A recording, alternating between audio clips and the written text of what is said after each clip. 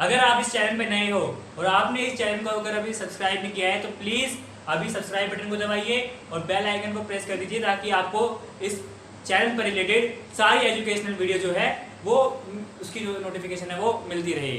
और अपने दोस्तों के साथ इस वीडियो को शेयर कीजिए। हेलो फ्रेंड्स, आपका स्वागत है के आर ट्यूशन क्लासेस में।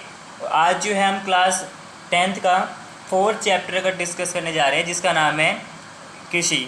तो कृषि के बारे में हम जो है काफ़ी कुछ पढ़ चुके हैं। चावल, गेहूँ, मकई की जो है फसल कैसे होती है, किस प्रकार से जो है इसको टेम्परेचर और पानी की ज़रूरत होती है, इसके बारे में हम जो है डिस्कस कर चुके हैं। अब हम गन्ने की बात करते हैं कि गन्ने की फसल जो है किस परिस्थितियों में उगती है। तो गन्ना जो है एक उष्ण मतलब कि गर्मी में उगने वाली और उपोष्ण कटिबंधीय जो है फसल है। इसको जो है 21 डिग्री सेल्सियस से 27 डिग्री सेल्सियस का जो तापमान है वो चाहिए होता है, रिक्वायर है गन्ने को उगने के लिए। और 75 सेंटीमीटर से 100 सेंटीमीटर तक जो है इसको बारिश चाहिए होती है इस फसल को। जहाँ पर पूरे साल में 75 से 100 सेंटीमीटर बारिश होती है वहाँ पर गन्ना अच्छे से उग सकता है। और वहाँ पर जो है जहाँ पर ज़्यादा बारिश होती है उन प्रदेशों में जो है इसे उगाया जाता है।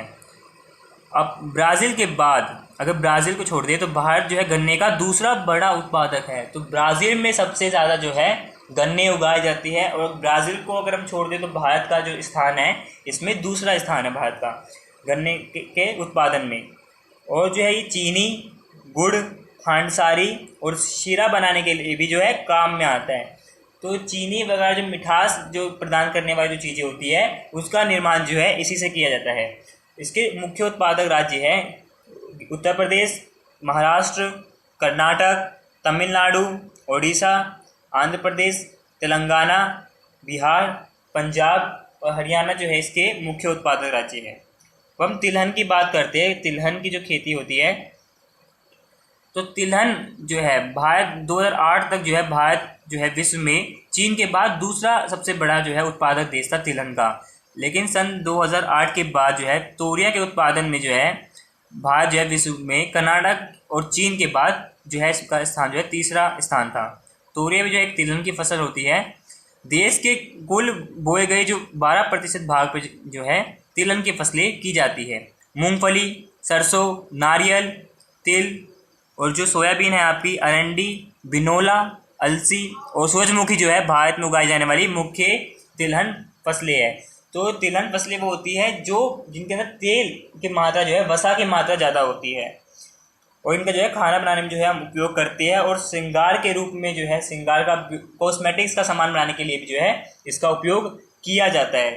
मूंगफली जो है एक खरीफ की फसल है तथा देश में तिलहन के कुल उत्पादन का आधा भाग इसी फसल से प्राप्त होता है।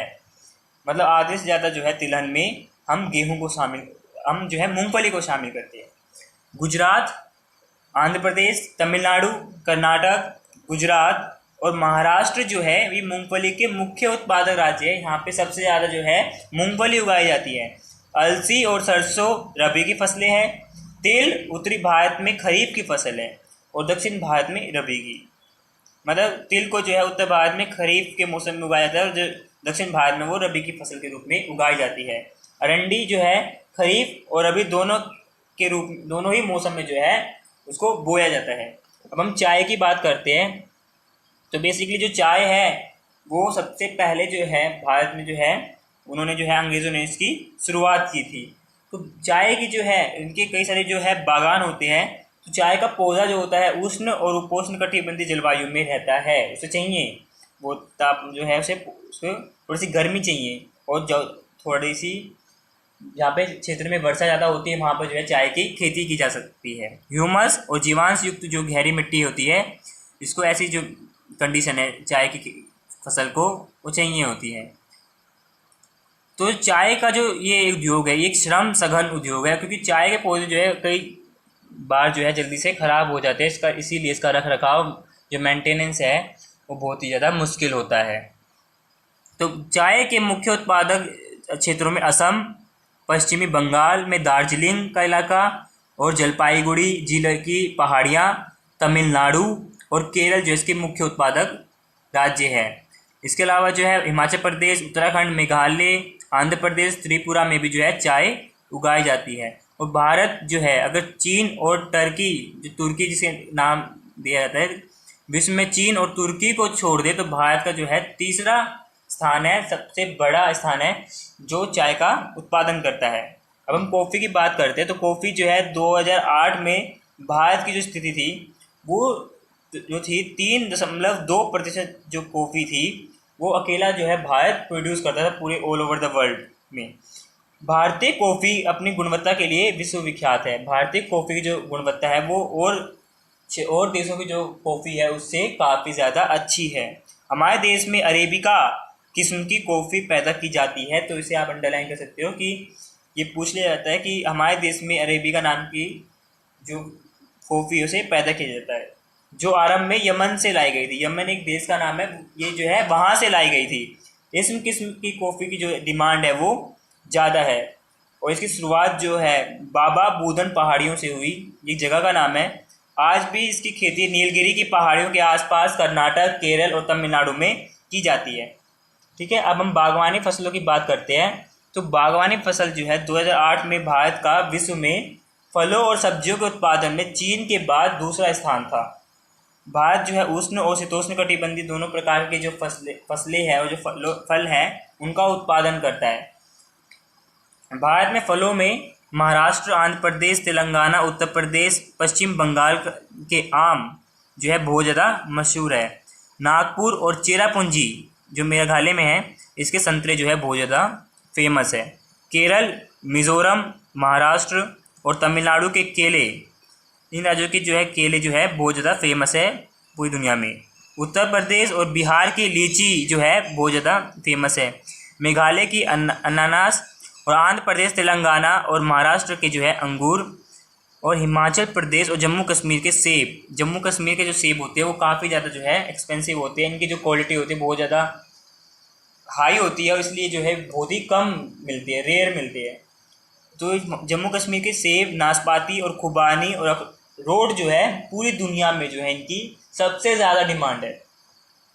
बागवानी फसलें इन्हें कहा जाता है। अब अखाद्य फसलों के बारे में चर्चा करते हैं।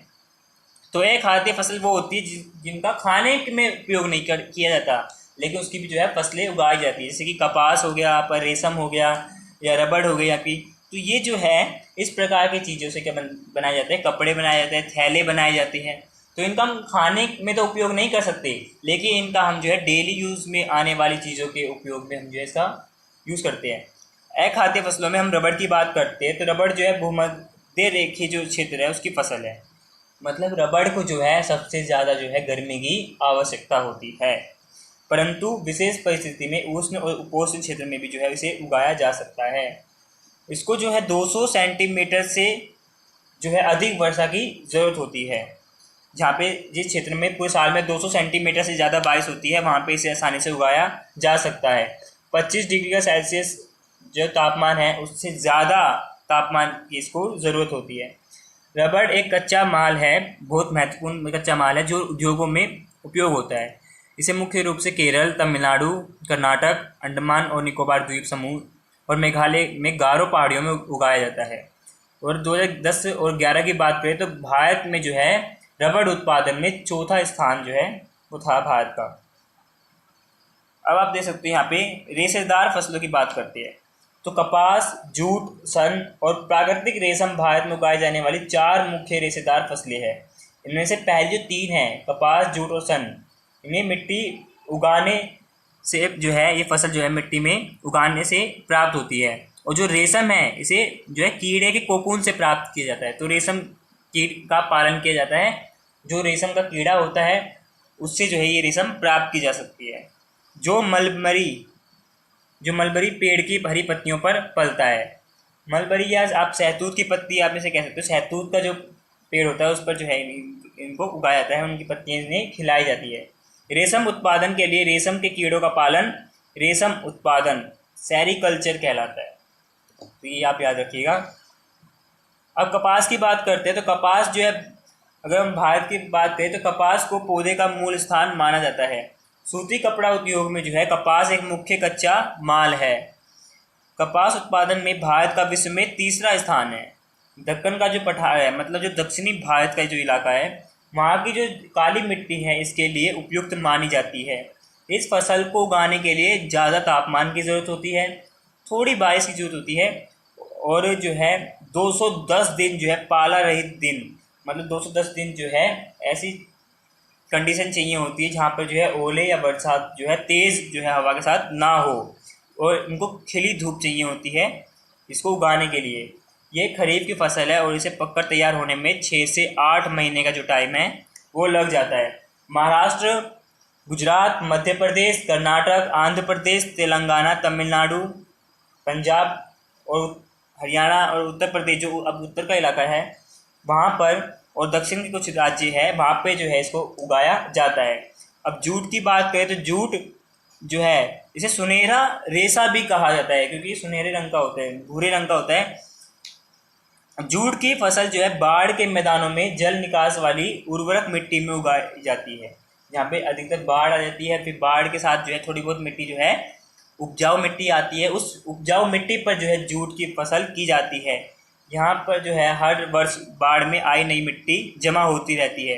इनके बढ़ने से उच्च तापमान की जो है आवश्यकता होती है। जूट की फसल को हाई टेम्परेचर चाहिए होता है। पश्चिम बंगाल, बिहार, असम, ओडिशा तथा मेघालय जूट के मुख्य उत्पादक राज्य है। सबसे ज़्यादा जो है ये यहाँ पर उगाई जाती है। इनका प्रयोग बोरियाँ, चटाई, रस्से, तंतु, धागे, गलीचे और दूसरे जो सामान हैं उनको बनाने के लिए किया जाता है। विशेषकर जो है नायलॉन की कीमत कम होने के कारण जो है बाज़ार में जो है इसकी मांग कम हो रही है, तो ये जो है इसका एक ड्रॉबैक है, एक कमी है जूट की फसल की। तो फ्रेंड्स, अभी इस वीडियो के में इतना ही। अगर आपको वीडियो अच्छी लगी हो तो लाइक कीजिएगा, शेयर कीजिएगा अपने दोस्तों के साथ, और इसके आगे का जो चैप्टर है हम जो है अगली वीडियो में जो है इसका डिस्कशन करेंगे।